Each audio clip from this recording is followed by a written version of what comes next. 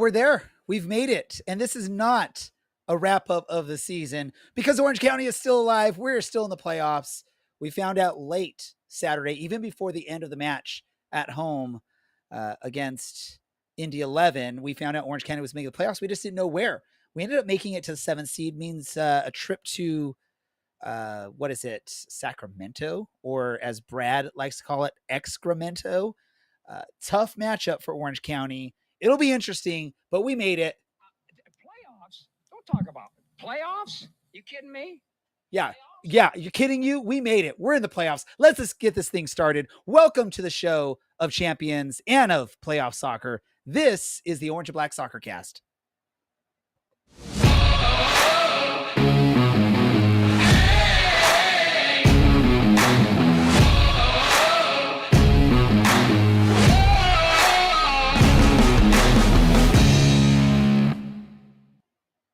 And before anyone attacks me, I know if you heard the audio, I know it was very light, but it was Jim Mora talking about playoffs when his team wasn't quite playoff caliber. This is the opposite thing. We're talking about playoffs. Playoffs? Yeah, we're talking about playoffs. Welcome, everybody, to the Orange and Black Soccer Cast, the first and only show dedicated to Orange County Soccer Club, its fans and supporters. I'm your host, Ray Samora. I'm here to take you through this journey as we discuss playoff soccer for Orange County Soccer Club. Helping me out this episode, we've got Brad. Brad, how are we doing, my man? Playoffs? You actually do a really good job on that. I love it, Brad. Also helping us out is the semi-bearded man. His beard is shorter than we're used to, but hey, it's Larry. Larry, how are we doing, Larry? You were having some fun on the sidelines. Let me just say this, right? Yeah, I had such a great time Saturday night, man. Everything about that was just, it was magic. It was a playoff atmosphere. It was a full house. It was people getting loud, Vuk with the early goal, Sylla with the late goal. And man, the crowd just exploding and interacting. And yeah, I was having a good time. That was fun. Let's do it again. Let's do it 4 more times. What do you guys say? I'd love to do it again, but we're not going to probably have a home match the rest of this season unless somehow, some way, the 8th seed in the West or the 7th and 8th seed make it out of the East into the championship match against Orange County. I think those are the only 3 ways Orange County hosts another match in 2025. But yes, it was an amazing atmosphere. We talked about it last week, that this was going to be playoff soccer. It was going to be a big, big match for Orange County. The fans showed up. There was the march to the stadium, which I participated in. I am sore. If you didn't see at the match, I brought one of our good old Orange and Black Soccer Cast flags, and I was waving it through the whole march. I was waving it throughout times during the match. At the end of the match, I was sore from it. I'm still feeling it in my back shoulder area. The stadium atmosphere was awesome. Larry, let's dig deeper into this. Before we even talk about the match, how did you feel? What kind of energy did you feel from the stadium? And how do you feel that probably helped boost the boys in from Orange County? The last handful of home games, Captain Tom Brewitt has come up to me pregame and has said, Larry, tell the CLC, tell them to get loud because we feel it. We need it. And that helps us out so much, more than you guys even know. So, you know what? The team, that's the important part. The team hears the crowd. The team hears the CLC getting loud and getting louder as the game's going on and things are getting tight down the last few minutes. So I think that has a huge, huge effect on our players, on their psyche, on how they're playing. When they feel it, then, our the fans start to feel it more, and then everybody's getting up even more and more. And it's just this big amalgamation of noise and energy between the players and the fans and the players. And when you're standing there, down there pitch side, and I can feel all those stands up behind me and the CLC behind me, man, it's just, I get chills just talking about it. And I get chills during the games because, I can feel the excitement of stands. I can look up there and I can see you and I can see producer Andy and I can see Blaine and Keith and Carlos and all the old head CLC guys. And man, it's electric and it's magnificent, which is, explains why we've been so good at home this year. Let me ask you, Brad, as someone that viewed the match from a television or computer. I don't know how you watch your ESPN Plus streams or wherever matches are broadcast. Could you feel the energy through the screen? And how was that portrayed? Did you get a true representation of what it felt like to be at the stadium with the noise, the sounds, the shots that they were taking with the camera? Yeah, go rewatch that goal. Look at every individual player on the field, from Sylla immediately running over to the CLC to Dogman standing off in the background and literally like yelling at the bench to come over to the stands. Like, it means that much to them. There really isn't a supporter section like the CLC in the league where players really want to go celebrate with the supporters. And, testament to the guys out there who built something amazing, and testament, to the team for scoring on that end. And twice it's been Sylla scoring late and running to that end. Absolutely phenomenal play the last couple of late games for him. And did you see? Ray, I'm sorry ahead, to interrupt Larry. you. And did you see that when Sylla scored, it was actually Ryan, it was Dogman who went running to and jumping into the stands first, and then after he got his yeah, I got video. I'll show it to you. I saw him out of the crowd. I had my camera on. I literally just said the opposite, that Dogman was literally in the back yelling at the bench to come over and join the other players on the field. And you're saying he's first in the stands. I feel like this can't be one of both, and we have to see what the highlights say. I forget the highlights. I have the video on my phone. I sent it to us in our server chat. I had my camera right directed on Sylla as he scored, and then I was following him, and then I saw out of the corner of my eye Ryan taking off to go jump into the stands, and I followed Ryan up there jumping into the stands, and then back to Sylla right as he was turning and pointing towards the stands. So yeah, Ryan was in there first. He went dead sprint. It was beautiful. I'll send you the video, Brad. Can I just jump on really quick? Please continue. No. I just want to jump in real quick. I'm going to put in an off-season request to producer Andy. Can we put in a budget so I can have like a popcorn prop here so I could do that whole Michael Jackson thing, eating my popcorn? Because that was the perfect moment to do so as Brad and Larry are having a little lover's quarrel there. Let me just say this. And I was going to wait to get to the celebration of the players jumping in the stands. But it was actually a pretty amazing. I was right there. I was second row in the bleachers right there.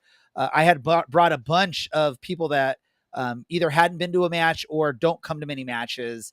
And let's just say this, the players didn't care who was there. If anyone was going to catch them, they were jumping into the stands.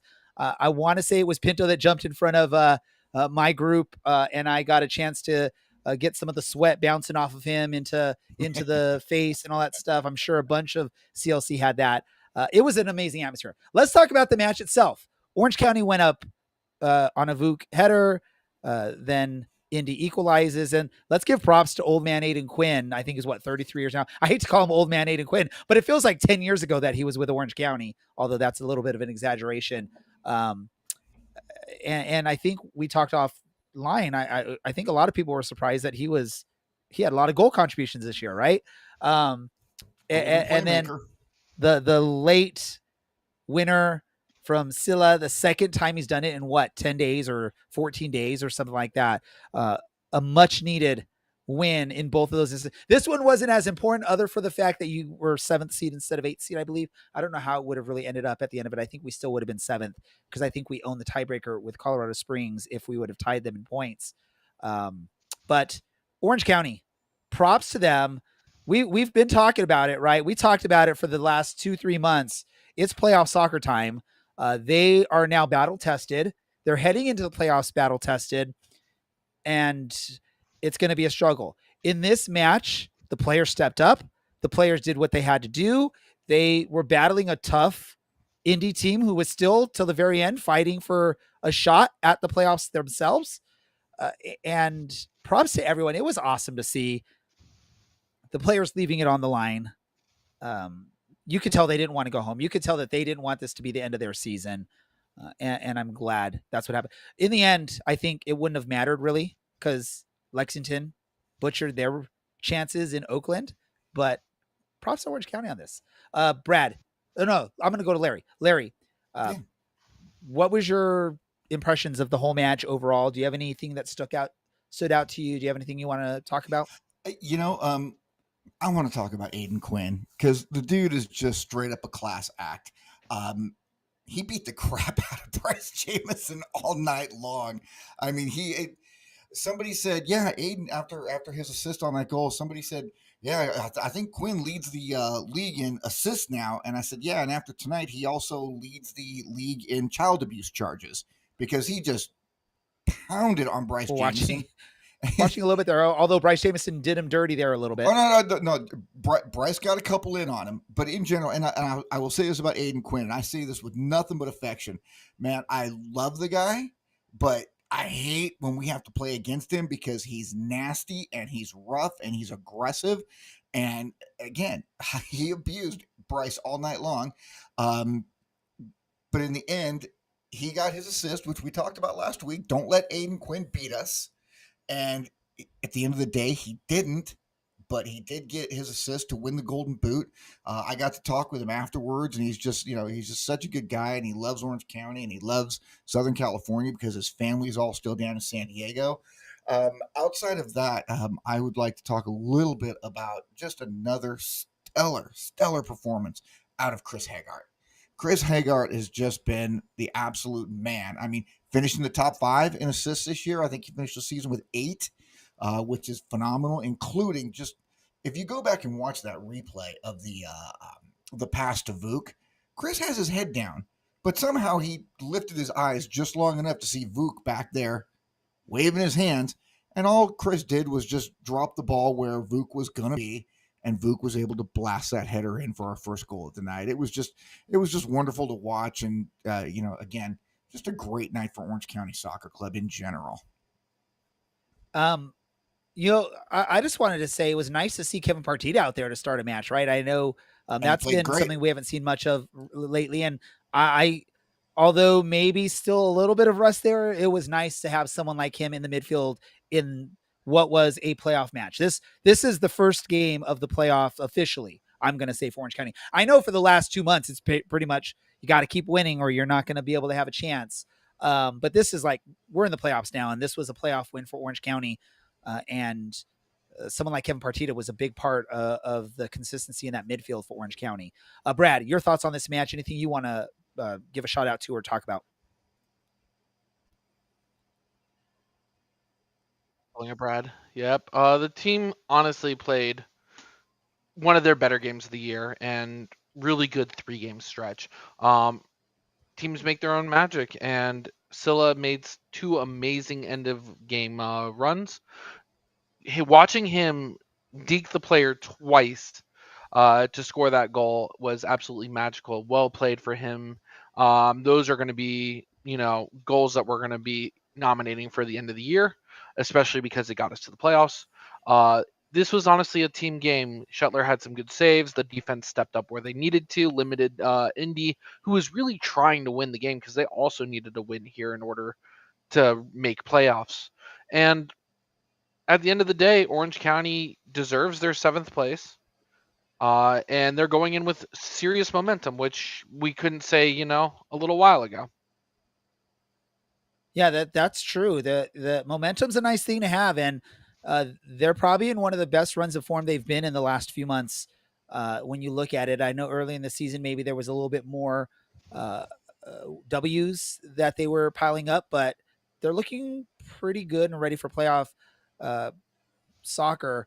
Let's talk about Sylla. I will say this, from where I was, again, 2 rows back in the CLC, when he went for that drive in what became the winning goal, I was getting a little bit of deja vu because I feel like a few minutes earlier he did something very similar and took like 1 or 2 too many extra touches and didn't get the opportunity that he needed. And then here you come see him coming through. It looked like I was looking at him like, oh, he just took 1 too many touches. Oh no, back of the net. It's a goal. Awesome. Like in my head, I was like, oh, just shoot it. Don't take that extra touch. But I think it was Brad in our private chats offline that was saying like something like that extra touch is really what set it up because it put the goalie off balance. I think it was you, Brad. If it wasn't, don't take credit for it. But I think that extra touch on the goal scoring put the goalie out of position or put him off balance so he couldn't make a decent attempt on the save. But man, I was so nervous because I'm like, man, this just happened and it didn't work. Why are you trying it again? But hey, that's why he's a pro soccer player and I'm sitting in the stands celebrating because he knows what he's doing out there. Right, Larry? Absolutely. And, for the second time in 10 days, he just wanted it more. He outran the three guys from San Antonio, just split three of their defenders and just straight outran them. And with this goal on Saturday, he just, deke, boom, back of the net. He just wanted it more. He, the guy won a big college award for a reason. And these last few games, he showed that, he absolutely deserves his spot. Man, I'd love to see him out on the pitch more than what we had. We had a couple weeks of injuries and, not always in the starting 11. But man, when he comes on, teams should be absolutely terrified to see Sylla coming into the game. Other teams should be saying, crap, we were hoping he would just sit out tonight. Yeah, that's something called, and I recall, I don't know who told me, but I know someone from the team made a comment to me that Sylla's very motivated this season because he was, I believe, rated lowest in FIFA, like the EA soccer game last year or 2 years ago or something like that. And ever since then, he has this motivation to prove everyone wrong because someone at EA thought he was legit the worst player in the game. I didn't double check that, so I don't know for sure that this is the case, but this is a story that was told to me about this, and I think it's just really, really cool. Yeah. So, who? That was Andy, not on mute. I know. Producer I'm Andy hearing busting out laughing at something. We don't know. And no one else but us hear producer Andy in the background. So that's why I was like, what the heck is going on here? Player of the match for you, Larry. I don't think anyone will be shocked. I think we all know the answer, but who was the player of the match for you against Indy? Kevin Partita. Okay. Brad? I thought Kevin was fantastic. I do agree. However, because I know you're looking for a different answer, I'll go ahead and give you the answer of Sylla. Answer of Sylla. Man, it's tough, but I'm gonna have to go with the one that Larry was giving props to earlier on, Chris Hagar. I mean, he was pretty outstanding out there too. You know what I love about Chris Hagar is he's got some feistiness in him, but he plays under control quite well, right? I mean, I don't know. Maybe when Kyle Scott left, he told Chris, hey, this is now your role. You're now that feisty guy that's going to go in there, get some cards, get a little chippy, but you're also going to control this midfield and take ownership. And I Partita's done really great at that. So that's freaking awesome. There's the Sylla goal we're watching on replay. So exciting. Maybe the highlights as we're watching them, they're going to prove who's right, Brad or Larry, or maybe not. I'm right, for starters, and I already sent the video into our chat, so you can see that I am in fact right. And if anybody would like to see my video to prove that I am in fact right, I'll post it up on the OCSC Soccercast IG page after we finish tonight. Brad, go ahead and look and then tell everybody I was right. Go ahead. I still believe my case because who was wearing the captain armband? The guy in the camera after the goal, pointing for everyone to join them in the corner. Oh, dear God in heaven. You know what? He believes what his eyes saw, Larry, and you're not going to be able to prove him wrong, prove him otherwise. With this victory, combined with the other results, Orange County's in 7th place in the West, which means their first playoff match is going to be in Sacramento. Let me just ask you this, because I'll give the answer of what producer Andy and myself were talking in the match, but Larry, would you rather be playing Sacramento or would you rather be playing Tulsa in this first round matchup? Doesn't matter. But which one would you have preferred if you could have had your way? But I like Sacramento because I get to go to the game. New Mexico. Which do you think? Okay, let me ask you this: Yeah. between Tulsa and Sacramento, which team scares you more? Neither one. Neither one. Neither one of Brad. those two teams scare me. Brad, I which think one scares you that more? Tulsa's playing better. Sacramento has the by far better home atmosphere. Choose your poison. What scares you more? I'm in the same boat as Mr. Larry. I definitely think Orange County's probably the better team in this case, but just choose your poison. Which one do you prefer? Rowdy environment or better overall team? So I know producer Andy, we're talking about this, and I shared with producer Andy is I'm a little bit more scared of Sacramento. I was hoping for Tulsa. I get it, Tulsa's first place for a reason, but and the turnaround in USL changes all the time. But you just look at the history of Tulsa and the history of Sacramento. Sacramento is battle tested when it comes to playoff soccer. They're battle tested in this. The Tulsa team, now I'm not talking about the players that are on the team right now, but just Tulsa in general isn't battle tested like Sacramento is over the past. And that's from top to bottom. So that is where I was looking at as like Tulsa, I would have preferred. Now, Sacramento's awesome because we're definitely going to have more traveling fans making the way up to Sacramento than they would have tried to go to Tulsa because Tulsa's almost impossible to get to from Orange County without having to do like 5 layovers. But yeah, it's I guess there's the pick your poison thought there, but I really was thinking Tulsa would be the easier road, even though yeah, they're the 1 seed, we would have been 8 seed. I would have rather gone against Tulsa. We'll see. Maybe I'm wrong. Maybe Tulsa just dominates and we are able to get past Sacramento with no worries in this. Let's talk about the match. Orange County at Sacramento. What are your thoughts on this matchup, Larry? I think it's going to be a great game, but you know what? I'm going to just say this, having just been in Sacramento, just beginning of October, I was up there for the game on October 1st, and you can talk about their atmosphere. I wasn't impressed. And I don't say that because, the County Line Coalition is, and not because that's where my heart is, but the County Line Coalition is the best fan base and the best supporters group in all of USL Championship. Nobody has the originality. Nobody has the just the heart that the County Line Coalition does. They got a big drum line. Is that really a huge fan base that's scary? Okay, great. They can put 12,000 people, 9,000, 8,000 people, however many it is inside that stadium, but there's nothing else to do in Sacramento. So what else are they going to go do but go to a soccer game in Sacramento? There's nothing else to do. Go see the state's capital? Great. You can't get loud and cheer and get crazy in there. So,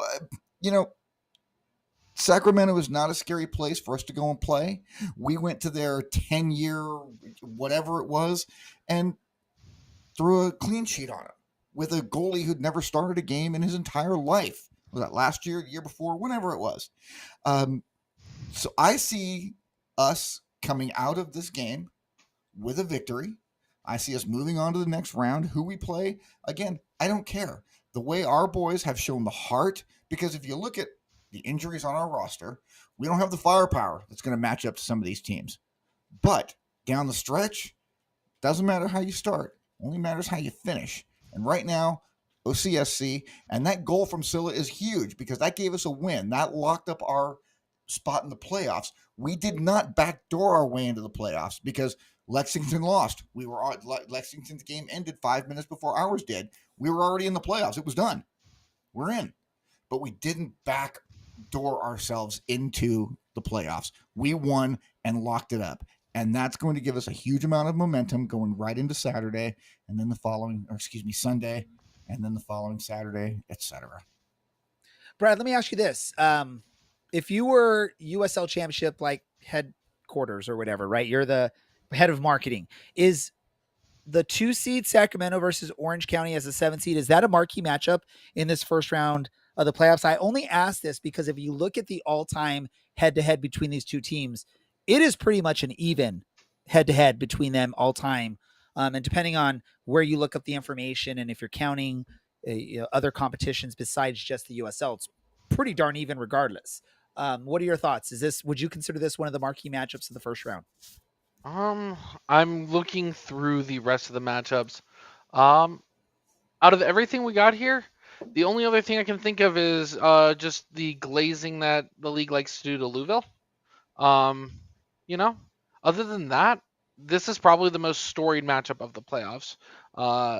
Charleston, Rhode Island isn't very exciting from a perspective of the casual fan, and neither is a matchup like Tulsa Switchbacks. And definitely not North Carolina Louisville, even though I'm a huge North Carolinian.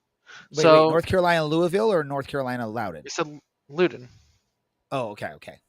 If you want, I if thought you you want to, I thought you if you said want to Louisville. make That's fun of what me I'm for the saying. way I say names, Loudon, Loudon, Ladin. It sounded like cares? Louisville to me. That's the only reason I asked about it. But yeah, I agree. That one's probably the one I'm looking at. I'm like, that is like probably the least exciting matchup, at least for me as a person that doesn't watch the Eastern Conference. That's probably the one I'm like, what the? I don't care about that match. But okay, continue. Sorry. No, that got my point out pretty well.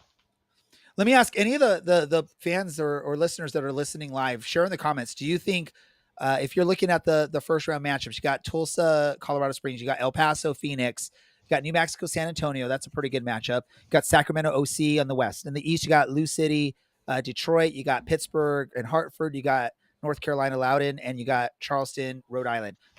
Would you consider the Sacramento OC the marquee matchup of this first round, even though it is a 2 seed versus a 7 seed, which isn't typically what you like to sort of showcase as your marquee matchup? But I'm just looking at it overall, the way both teams have played, the form that Orange County's in, and just the historical value.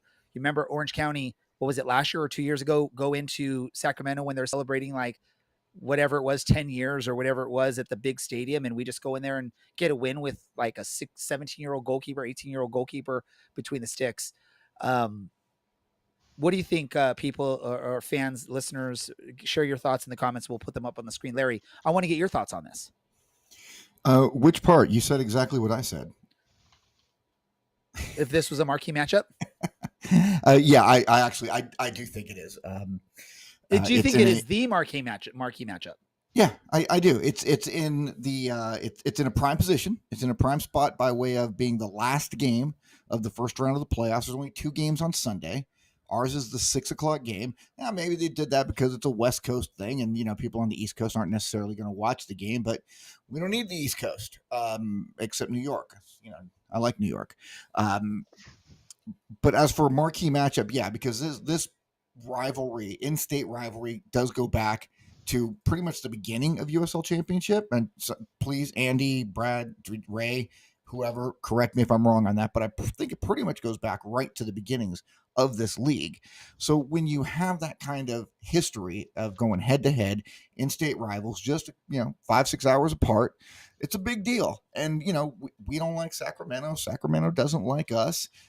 It's gonna get chippy. But as for marquee, without question, I think it is the most fascinating matchup in the playoffs. I think that whoever Lou City plays, they're going to smoke. They're just that good, but they couldn't beat us in our house. So I'm not worried about them either. Not worried about it. I love it. Not worried about them, huh? Ask me again if we get to the ship and we got to go to Louisville. Well, if we get to the championship, there's a breakfast, watch party for the Carolina Coalition at 9 a.m. somewhere, which would be interesting. Or again, if Rhode Island or Detroit City make it to the final against Orange County, guess what? 9 a.m. kickoff at the Champ. That's a logistics nightmare for the Orange County staff. But we're getting too far ahead there. I got nothing else to do that day. Can you imagine though? Like, are you doing mimosas for the tailgate in the parking lot, or for starters, I'm a grown man. I don't drink mimosas. Okay, I'm not a college sorority girl. I don't drink mimosas. Yeah, I said that. I don't care. Instead of bratwurst in the parking lot, you're smoking up some Farmer John sausage and scrambling up some eggs. Sure. That's such a weird thing to do. Now, let me ask you this matchup: Sacramento OC Sunday night, 6 p.m. means they're competing against Sunday Night Football, which is the Washington Commanders and Seattle Seahawks. If you're a casual sports fan, which one should you tune into? Orange County, Sacramento, or Washington, Seattle? Larry. I'm sorry, I'm not even familiar with this other sport you're talking about. It's football and what you mean I guess Americans. what I guess Americans Hand- would call real football. I don't know. You mean the game played with an egg that they use their hand on as Yes, opposed to a yes. ball and a foot? I don't even remotely care about the NFL. I haven't sat and watched an NFL game in 15 So years. so At here we go, least. Larry. Here we go, Larry. Let's try this out. You're trying to convince someone to, instead of watching NFL football on Sunday night, they should be watching Sacramento OC. Easy. Give me your sales pitch. Easy. What would you rather do? Would you rather watch 90 minutes of continual action with just a small 15-minute break in the middle? Or would you rather sit and watch maybe 15 minutes of action over 4+ hours? I don't have that much free time in my life. Give me 90 minutes of action that takes a total of, less than 2 hours to do versus 15 minutes of actual action. Ray, that's a softball question, man. Thanks. I appreciate you asking me. No, Appreciate it. I got to ask this for people. How many people have actually gone and done that where you record or you know DVR or what they used to call back in the day TiVo an NFL match, and then you go watch after the fact, and you literally skip ahead 30 seconds between each play, and it literally takes you like 30 to 45 minutes to watch a whole game. Have you done that, Brad? Yeah, I actually have, and let me just tell you, there's a reason why NFL is built for watching at home because of exactly what Larry said, and the fact that they play 8 games at once at 1 Eastern, 10 in the morning Pacific. Like, you can watch your 15 seconds of plays across 8 games, and all of a sudden, it kind of makes sense like a full movie. Man, Larry's getting tired of this conversation, so we got to move on. But what I do got to say, again, it's casual sports fans. If you don't follow any one sport or any one team religiously like we do with Orange County, uh, check it out. Check out Sacramento Orange County if you have a chance, if you have access to it. It's a marquee matchup for the second division of USL soccer, or of American soccer, the first division in the USL currently, and it's bound to be a really good matchup. And the cool thing, if you're not familiar with soccer, uh, there's going to be traveling fans. This is a decently easy travel for Orange County fans. The only thing that sucks about it is it's a Sunday evening. So for those that have to work the next day, it's not an easy turnaround. But I can probably say there's going to be a decent amount of Orange County fans at this match. And that type of atmosphere is fun because you're going to see the camera pan to the Orange County fans multiple times throughout the match. Especially if Orange County is scoring some goals, you're going to see stuff you might even see. I don't know if Dylan's planning on going. He lives in that area. You might see a shirtless, fanny pack wearing Orange County Soccer Club fan out there cheering really loud. He's not And if you talking recall, about me. you go back 2 years. I mean, ultimate way to sell this match. A goalkeeper came in and scored an equalizer literally at the end of the match. That's Colin Shetler for Orange County. You can't get any better than that unless you only like to watch stuff where there's a winner and loser. You don't like ties. What do you need to see, Brad, from Orange County in the first 20 minutes of this match where you're like, okay, this is going to be a good day for the team? I'll just go with the two that I've been preaching all season. Don't make a mistake, and it should be good. Limit the mistakes. Don't put yourself in a situation where you're either getting cards early or you're getting frazzled early and giving Sacramento and their fans confidence, whether that be scoring a goal or not. If we can go the first 20 minutes without allowing a shot on target, that's probably a win, especially if we can get one or two ourselves. I'm looking forward to seeing some fans travel up. Unfortunately, cost to fly from Vegas to Sacramento is a little prohibitive. Otherwise, I probably would have this year. And beyond that, just hopefully having someone like Brewitt back. I know he's been training recently. He's probably good to go, if not close. If he can be back in any facet this game, that would be good. Larry shook his head, so I take it that he knows more than I do. But the defense has played well the last 3 games.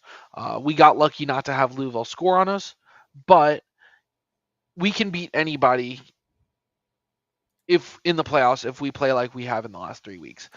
Keeping games close, scoring late goals, limiting mistakes, and ultimately, even Louisville, as we've noticed, if you go 120 minutes without allowing a goal to them, and we're in the finals in Lynn Family Stadium, you go to PKs, that's a 50-50 chance about as 50-50 as you can ever get. So the team's ready. The team's shown against, my negativity over the last couple of weeks that they can win. They win in spite of Brad's negativity.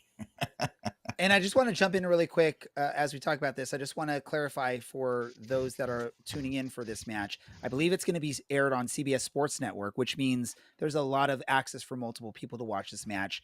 There's some people that still don't quite get how to use ESPN. I guess it's now called ESPN Unlimited. There's people that just refuse to adapt to the streaming site of things, but this is on traditional cable TV, CBS Sports Network. So a lot of people will have access to this. So if you need to watch it there and celebrate. And I'm sure at some point we're going to find out info about a watch party if there's not already something in the works for Orange County Soccer Club fans that are local. Hold on, producer Andy. Say what I was just about to say. Take it, Andy. Andy? I was on mute. Sorry. We've been doing this for like 5 years. I still can't get it right. I was going to say what Larry was just saying. There's a team-sponsored viewing at the Great Park Ice at is a bar they have up there? Restaurant? I'm not sure what you call it. Children are welcome. It's fine. Starts at 5 o'clock, kickoff at 6. If you go to Great Park Ice, go in the front, and then the place is like upstairs to the left. There we go. It's always fun to watch the Orange County games with a group of fans and a group of friends. So I think that'll be a great thing. And there may be unofficial watch parties that pop up too. So, I'm not going to say I know about anything. I honestly don't. I haven't been paying much attention, unfortunately. I'm still recovering, I guess, from Saturday. Larry. Yeah, you had lost your voice before the game even started. When I grabbed you up and talked to you for a few minutes on the live stream that I was doing, you already had no voice, and that was 20 minutes before the game. I was chanting that whole march up, and I was waving that flag the whole march up. I had no voice, and my arms were literally dead. But somehow, some way, I kept going as much as I could throughout the night. It was fun. This match is Sacramento. I asked Brad within 20 minutes, what are you seeing? But he sort of went with what he's not seeing. He's not seeing mistakes. He's not seeing the fouls. Wait, Brad's mad at me for this. Go, Brad. I'm sorry. Like, the things I want to see is not making a mistake, not allowing Sacramento to have a shot on target. Those are things I'm still seeing. I get it. So, it's sort of the what don't you want to see? What are you going to see in 20 minutes is what I'm asking Larry. And you're like, oh, darn, that's happening. And this is where you'd give the answers of, turnovers or mistakes and all that stuff. But no, nothing against you, Brad. What are you seeing? If you're watching this match, I don't know if you're planning on going up to Sacramento or not, but you're watching this match, you're 20 minutes in, you're like, we're done. We're not going to win this match. What have you seen so far? If we are playing sloppy, if we are not taking care of the ball, if Partita is not controlling the midfield in conjunction with Stephen Kelly, if we do not have Ryan Dogman and Chris Hegart involved together, those two working together, because in the first probably 20-30 minutes of the game on Saturday, Ryan was not involved in this game. He got involved later, and you could see the difference. So if we are not seeing those things happening, if we're seeing Sac get too many shots on goal, then we're gonna have a little bit of a problem. But I think that Danny Stone's gonna have these boys ready, and I don't see that is going to be an issue on Sunday. I really don't. I feel very, very confident going into this game, and a huge part of that has to do with Mr. Partita and the way he has played, and he's going to give us 65, 70, 75 minutes on Sunday. So as long as he's doing that, as long as he's controlling things like he is so very capable of doing, like he showed on Saturday night, hey, you know what? We're going to be fine. There we go. Brad, what is your desired, with what you know about the roster right now, what's your desired starting 11 for Orange County this weekend? Oh boy. I know and fans, listeners, we don't plan for this. This is literally if you don't know anything about our show, we don't do any prep work. We don't have a script. We don't have even a time card of what's going to happen, what we're going to talk about. I literally surprise these guys. I literally surprise these fellows, these friends of mine with the questions at the time. So I don't want you to harp on Brad. I'm literally throwing a question at him that he has no prep for other than the time I'm giving him while I'm talking to you right now. Brad, what is your desired starting 11 for Orange County, and who is the key piece to that puzzle? I'm not going to name all 11 players because I think that's a huge waste of time, but I will give you 5 players and highlight one. Hagart, Partita, Zubac, Dogman, and probably Traeger, although Jameson's a close second to last there. And most importantly, I think Zubac just needs to continue to be that 70-minute on the field, winning battles in the midfield, being a little bit of a menace, holding up play, letting the defense in the midfield win the battle up front, or wherever you want to call that, and then holding up and allowing Orange County to transition, because we've looked good with some possession over the last couple weeks. The team's definitely playing a lot more confidently, and then when Zubac's a little bit tired in the late game and you sub on a player such as Sylla, then you stretch the field. And we've had success doing both this season, or really these last 3 weeks. So I want to see Zubac step up in the playoffs here. And hopefully we're avoiding like we did in Memphis last year, where we went 120 minutes, scored a late header, a man up, and then tired ourselves out to the eventual winners in Colorado the following week. Can we, by the way, can we sign Dylan Powers so we can get that header into the back of the net in this first round of the playoffs? Let me ask you, Larry. Brad gave 5 plus 1 extra player. I'm assuming that's probably included in what would be your preferred starting 11 with Bryce Jamison up there as well. What are the other players that Brad left off that you want to see in your starting lineup? If you can even remember who he called out. No, I can more or less remember. I would love to see Tom Brewitt back in the 11, but I highly, highly doubt it's going to happen. Latinovic is not under concussion protocol, even though he got busted open on Saturday night. So he's going to be in the 11. I think that if we put out the same 11 that we did on Saturday, I don't know how much experience Pinto has playing in that. Was he playing right back or left? He's playing left back. Do you want to know the answer to that question, Larry? Because I could tell you right now, because I spoke to him at the autograph session about it, and he said this was his first time doing it. And he did a perfectly serviceable job. You know, we don't have the services of Pedro Gumades because he's doing something pretty big over in the Middle East right now. So, and that's, that's the way that works out sometimes. But, stick Shuttler between the pipes, keep those same 4 in the back. Nico did a great job slotting into the other center back position next to Vuk. Is that the most ideal back 4 with Pinto, Benalcazar, Latinovic, and Dogman? Maybe not necessarily. Maybe not what any of us envisioned, but they did the job on Saturday. I think they get it done again. We stick with our same midfield that we had on Saturday night, and then our same 3 up front with Zubac, Jamison, and Traeger to start the game. I'm perfectly comfortable with that. I think that's what we're going to see on Sunday night. I can't envision a world in which Danny makes changes to that unless he's going to slot Sylla into the starting 11. But with how he's been as a, let's call him super sub, I can't see any reason to necessarily do that. Perfect. Prediction time. Brad, what is your prediction? Score and who is scoring, if, whichever team, who's scoring the winning goal for whichever team you give the win to? When Brad takes himself off of mute, he's going to probably say something like Jack Gurr for the win for Sacramento. Why are you in my head right now?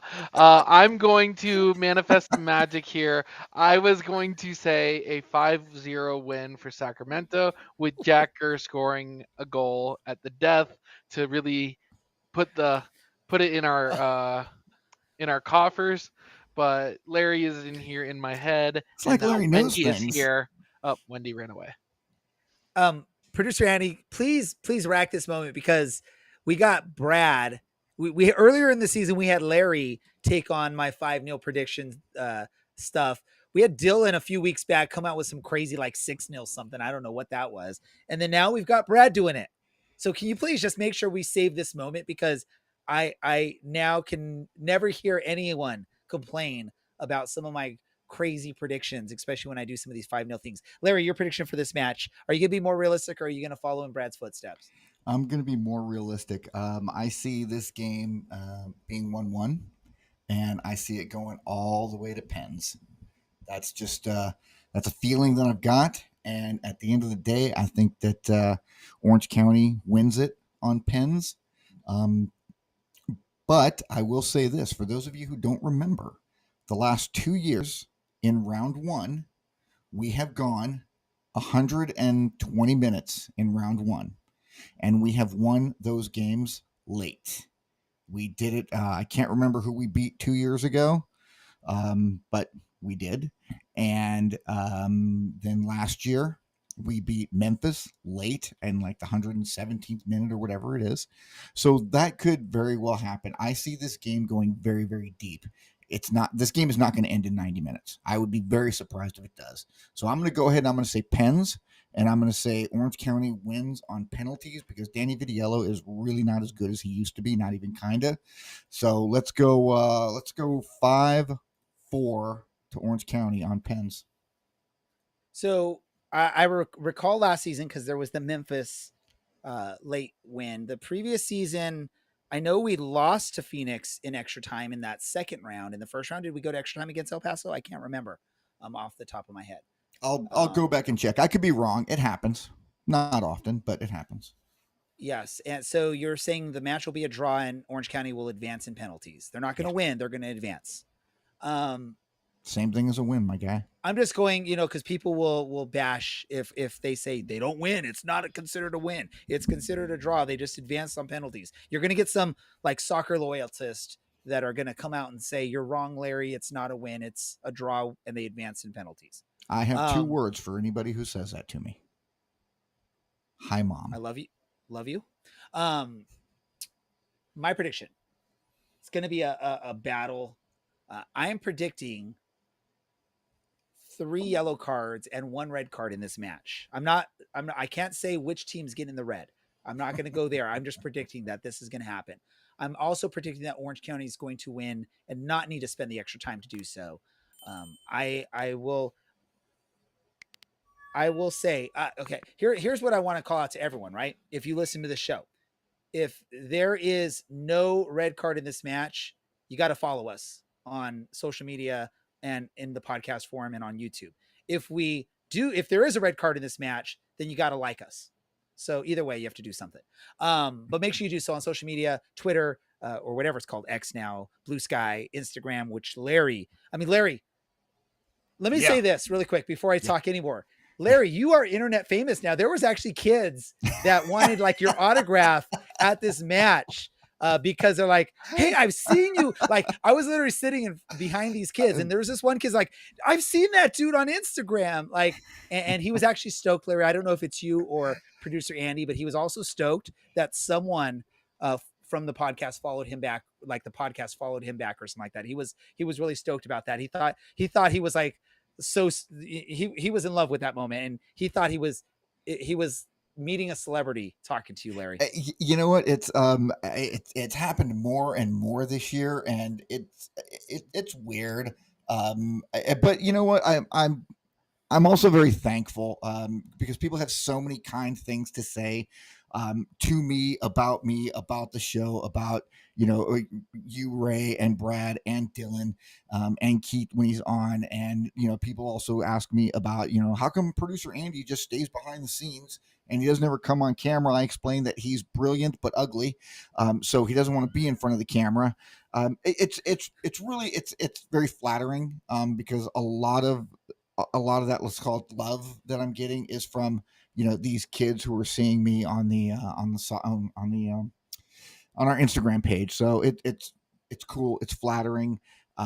Carrie said it's good for my ego, and I try not to have an ego in regards to this because we all know that I know the least about what I'm talking about, except for when I call out and climb in Brad's head and say, the name Jack Gurr when he was already going to say it. Hello, producer Andy. Welcome to the Dude. neighborhood. Take your shoes off. What the hell? What? Yeah, you called him ugly, Larry. That's not very nice. All the hard work he does. And you got to look in the mirror. Well, yeah, but here's the difference. I know I'm ugly. I don't think Andy knows. Oh, jeez. Andy, you have permission to mute him for the rest of the show, boo him, Right? whatever you got to do. But yeah, make sure you follow on social media. Follow Instagram. Larry does a great job on that. Andy does a lot of work on all of our social media. So a lot of the stuff you see, the previews for the episodes each week, and all the stuff you see on our actual video streams, it's all Andy behind the scenes. He's the one updating the graphics, the game ticker or the ticker at the bottom, controlling the cameras, getting guests ready. He does all that hard work behind the scenes. So make sure you show some love for producer Andy by giving a like and a follow to our podcast wherever you listen or watch. My prediction, I never got to a score prediction, I don't think. My score prediction for this match was 3 yellow cards and 1 red card. Yeah, but the actual score is going to be 3-1 Orange County on the road in Sacramento. Look at that. 3-1 is sort of the magical number there.